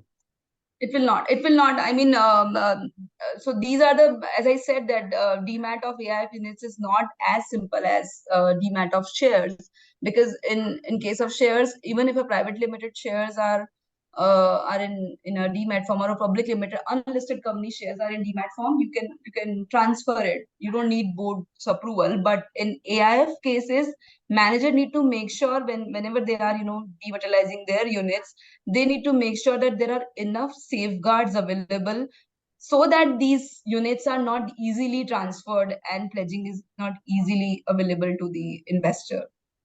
So it is allowed, but it will not become, there will not be, there will not be further simplicity to the process. It has to go via investment manager route only. However, the dematerialization will help investor to take a stock of all their investment in electronic form. They will not depend on some units. Suppose some investor, in case of death or transmission thing, the nominees or the transferees are not dependent on the physical documents. They will be easily able to see where are the investments of that person. For different funds, can there be a one governing trust? For different funds, yes, there can be one governing trust. No, trust has to be different. So there can be one fund under which you can launch different schemes. So, but for every scheme will have its own funding requirement, its own governance requirement. Like every scheme need to have its PAN number, GST number, and all this thing. However, a trustee can be same for different funds. So for all our funds, we have one trustee and one investment manager. What will be the formalities and the compliances that a foreign investor needs to follow if you want to exit from the AIF? So it will be same as if of the Indian investors. I mean, same. You need to go to investment manager. They need to see, and then obviously whatever foreign direct investment and the RBI regulation, whichever are applicable, that will apply. You need to see FEMA regulations and all. But in terms of approval requirement, it will be same. So in AIF, one needs to be very, very mindful of the fact that you cannot get exit as in when you want. You need to, the exit will happen as per the process mentioned in PPM. It's not that one day you are in need of funds and you will go to investment manager and they will give you exit. It is not permissible, and it is not envisaged as per the overall nature of AIFs. What are the applicable FEMA regulations? Applicable FEMA regulation will be as per the RBI regulation regarding the fund to fund transfer, fund investment, etc. Otherwise, there is no separate FEMA regulations, etc. That's right. So ODI, OPI regulations are applicable. That will be applicable. Yeah. Then foreign direct investment regulations are applicable. If you are having a parallel fund, another fund is is based out of foreign jurisdiction, then FDI, FPI regulation will come in place. Then FCGPR you need to file in, FCTRS you need to file in. Yeah, that is what I said, RBI regulations. Yeah. Yes, all RBI same.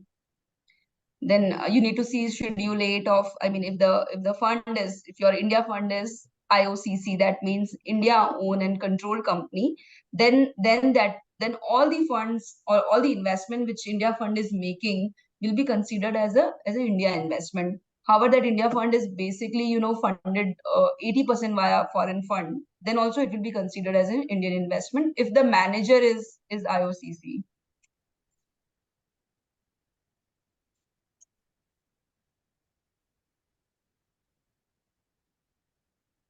Yeah, I think you can go ahead, Shweta. We have another 15 minutes more. We have to wrap it up. Sure. Yeah. Just a second.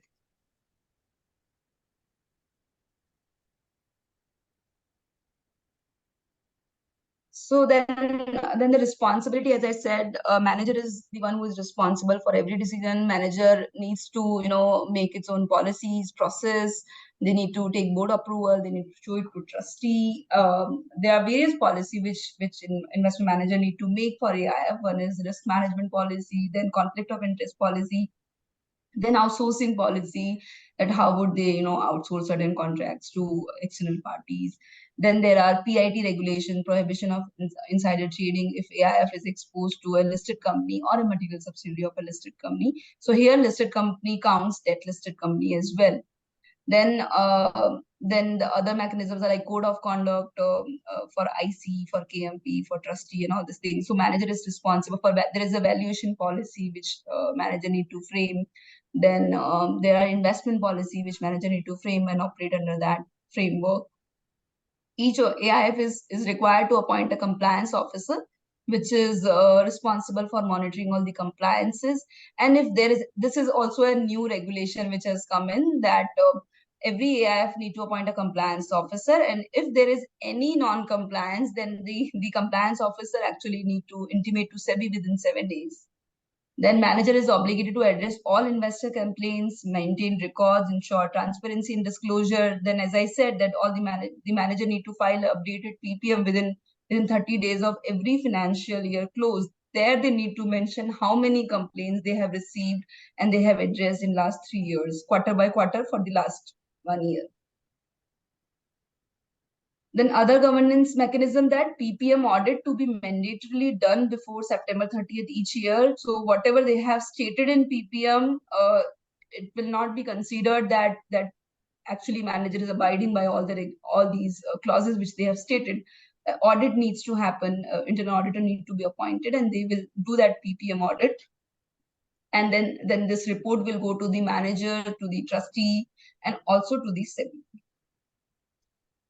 Then audit needs to be done by a qualified auditor. Generally, very reputed audit firms are appointed to do a stat audit of AIFs. Then valuations to be done at least half-yearly basis by independent valuer. IVCA has recently issued detailed guidelines on valuation in accordance with the new valuation circular which has come up. Someone has actually put up a question for AIF, whether Ind AS or AIS, what shall be applicable? Sorry, for AIF, whether Indian accounting standard or accounting standard, what will be applicable? Ind AS or AIS? Sudhakar, I think you can answer this, I think. See, that depends upon the applicability, of the turnover and other parameters are there. It is the same thing, whether it is an AIF or any other company. One thing is there very clearly, all financial statements, Ind AS and AIS, whatever is required, that is applicable. AIF cannot get exemption or something, but as you rightly say, yes, depending on the criteria, you have to decide whether it is Ind AS or AIS. Yeah. That's right. Yes, go ahead. Yeah. So now also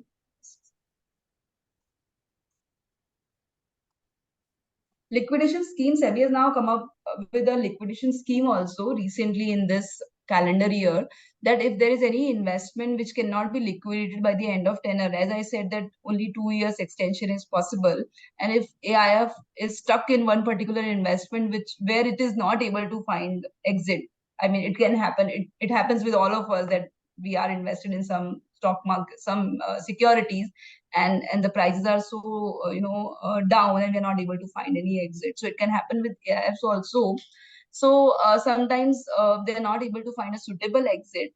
So instead of keeping that fund alive, SEBI is now saying that you create a separate liquidation vehicle for which to which you transfer this one or two whatever remaining particular assets for which you are not able to find a suitable exit, and then you wind up your AIFs.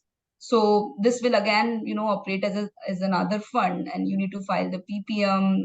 There are certain exemptions granted to this kind of scheme, and the one restriction which SEBI has put in, that this new scheme cannot accept any new investment from the investors. So whatever is there for which AIF is not able to find a suitable exit, only those assets will be transferred to the liquidation scheme, and after that the fund will needs to be liquidated and wound up.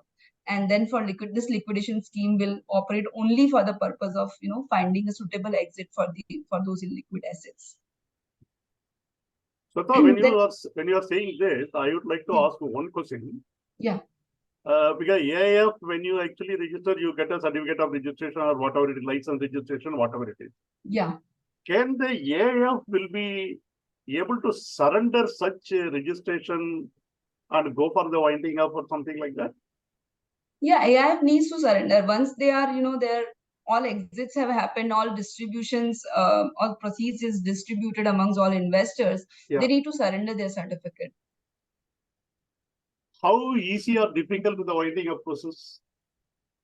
So if you are not having any illiquid asset in your fund and you have made all the exits, then it is very easy.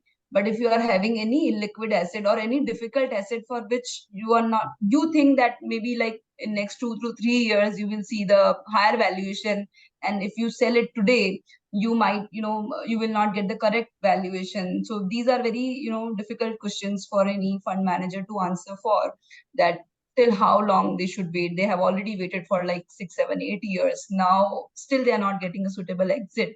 So in those cases, this becomes a little challenging. And to address that, only SEBI has come out with the liquidation scheme that you do not hold your fund, your life cycle of your AIF. You transfer such assets to the liquidation scheme and then please wind up your AIF. Okay. Shweta, if you also correct me if I'm wrong. Simple words, it's a kind of, one setup is set up where the fund is accepted, invested in a particular manner. The benefit is assured. It has a duration which is mentioned in the document and also asked. But after that, you have to close that as promised. And all assets, if whatever money you accepted, like equity or what, I don't want to say equity, but if it is like a public fund, you give it back, then you can close it. But if there is a problem in that cost angle, or benefit is compromised, or it is not right time to liquidate, then you park it in some separate fund and that close it instead of dragging that fund unnecessarily. And that another pool will only for just to ensure that encashment of your, investment, not for any other purpose. That not for any other purpose. That's simple correct. Language, right? Yes, that's correct. So next is foreign investment in AIF. In the interest of time, I will just quickly wrap up this thing. As we have already discussed that in AIF, both Indian investors and foreign investors can invest. And I've already told you about the concept of IOCC. And SEBI has now come up with the regulation in I think September 22, where it is saying that foreign investors should be a resident of a country whose security market regulator is signatory to the IOSCO, that is International Organization of Security Commissions Multilateral Memorandum of Understanding, and or a signatory to the Bilateral Memorandum of Understanding with SEBI. So it wants to keep a check on foreign investor, on the resident country of foreign investors as well. So it is allowing that only such foreign investors who are based of these countries should be able to invest.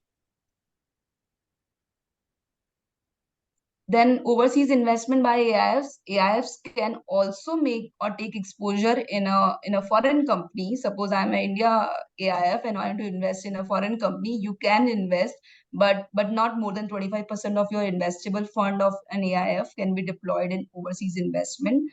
And all AIFs are permitted to invest only in equity and equity-linked instruments of offshore venture capital undertaking, and it will require prior approval of SEBI. And the approval is granted within the overall limit of $1,500 million, which is now presently is now exhausted. So now SEBI is not giving any approval to AIFs for making any overseas investment. So this is a typical fund limit which SEBI has prescribed for all the AIFs. So if suppose some other AIF has invested more, and because of that the limit is, I mean it is not just that one AIF can exhaust this limit, but overall a cumulative cap SEBI has given is $1,500 million, which is presently exhausted. So unless government increase it to certain extent, AIFs are now not can't invest in overseas companies, or unless some AIF make some exit and inform it to SEBI that okay, I have made this exit and this much of foreign funds have come back to me. So to that extent, that limit will be open for rest of the AIFs. Then overseas investee companies should be incorporated in a country whose security market is a signatory to ISCO, similar to the foreign investor requirement. And now the requirement of having any India connection of that foreign company has been done away with. You can invest in a company which is not related with India or which is not having any connection with India. That is also possible. And as I said, that approval is needed, but that approval is valid only for a period of 4 months. Earlier, it was for a period of 6 months. And if there is any sale which you are making, suppose you have made some foreign investment and now you are exiting from that foreign company and you are getting foreign currency back to India, then you need to report it to SEBI again within 3 days, so that that limit is now available for other AIFs for making investment. We have already spoken about the demat of AIF units. Performance benchmarking is another major regulation circular issued by SEBI, where SEBI has identified certain benchmarking agencies like CRISIL and NSE, where all AIF need to inform or need to make submission giving details of their valuation of their assets on year basis.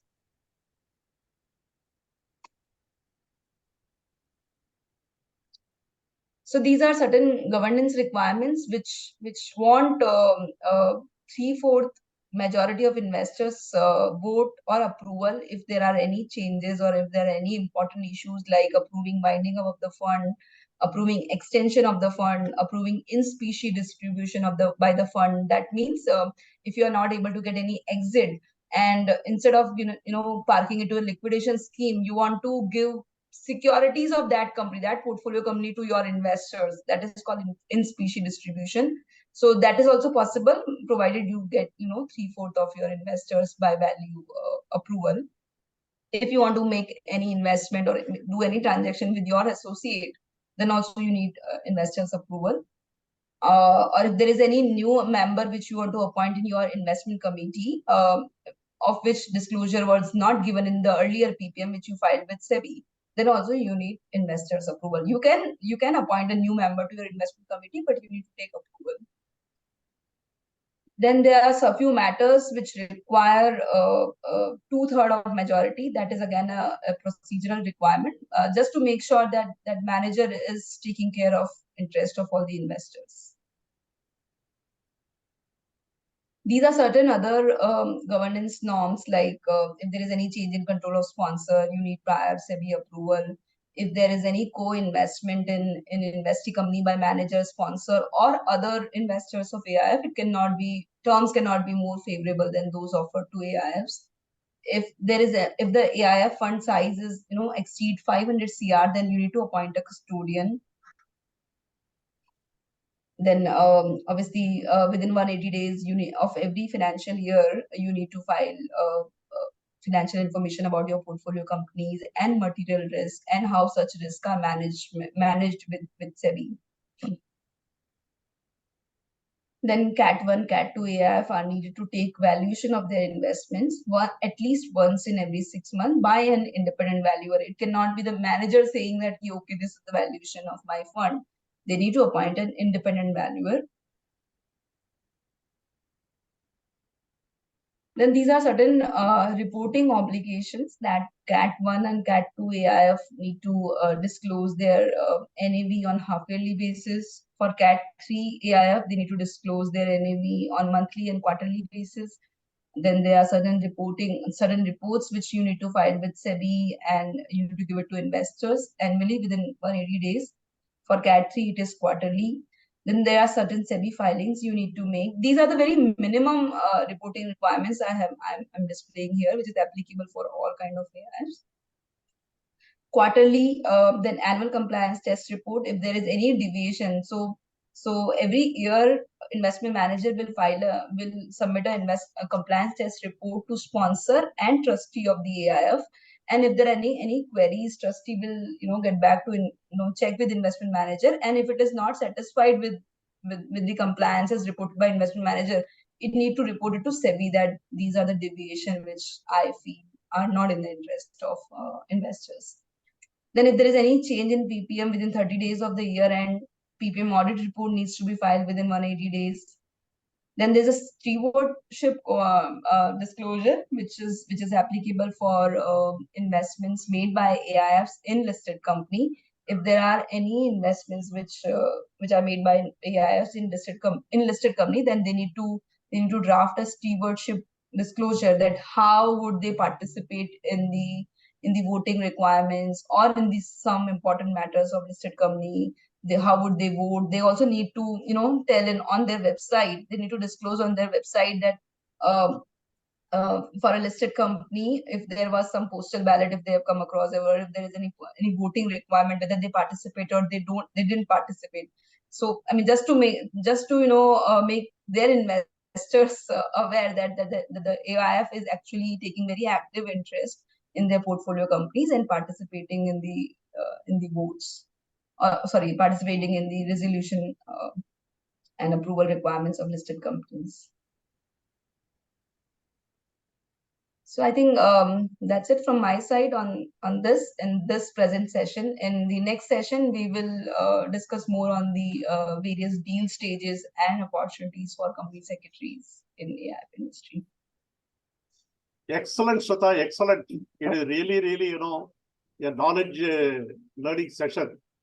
I could know more about AIF industries now, which I was not very much well versed actually.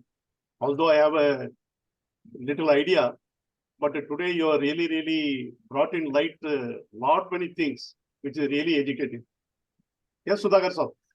Thank you, sir, for so kind words. And I know you are a veteran in this in the industry, and you are very well aware of all these regulations. It's so nice of you.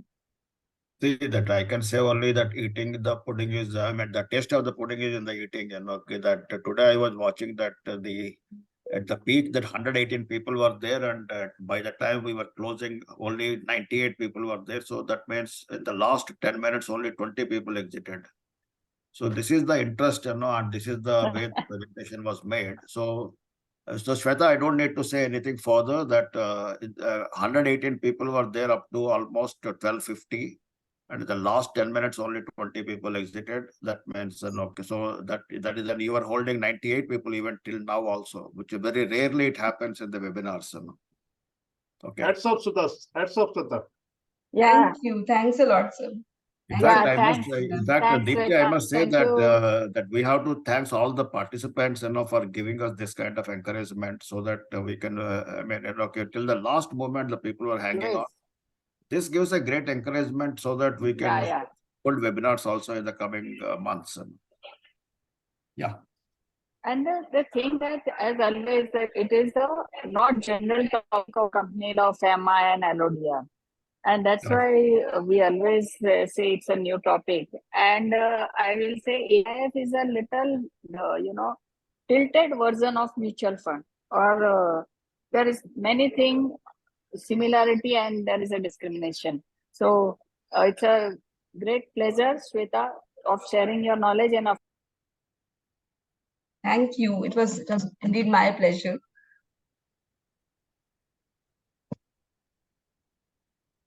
Okay, thank you very much to all the participants Thanks a once lot. again. And till the next Saturday again, we will be there at 11 o'clock. Thanks very much. And Thanks, everyone.